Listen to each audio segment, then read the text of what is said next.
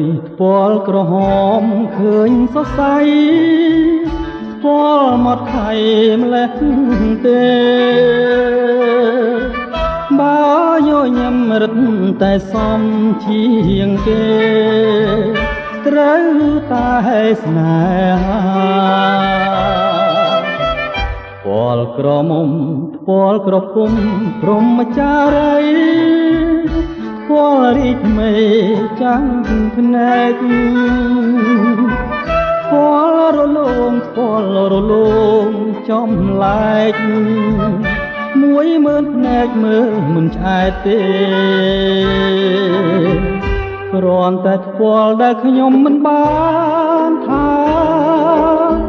ធ្វើឲ្យស្រាប់អងអារម្មណ៍ចងបាត់ថ្ពាល់បានមកដល់ដៃខ្ញុំនាងណាថាគុំមិនឲ្យខ្ញុំថាខ្ញុំត្រូវតែថាថាអើយថាថាអើយថាមិនឆ្អែតទេថាមហើយថែណាបើតើថ្ពាល់អូនសម្រាប់នាងណាទៅឬថ្ពាល់ត្រូវនឹងច្រមុះបង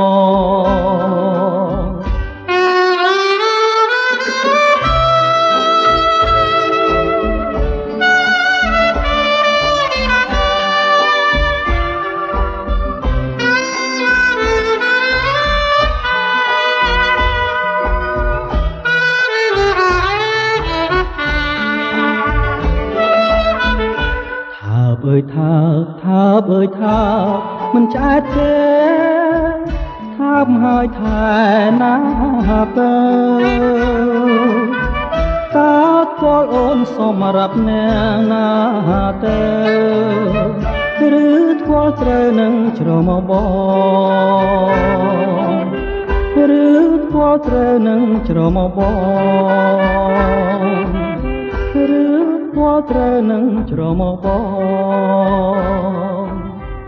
ឬថ្ពាល់ត្រូវនឹងច្រមុះបង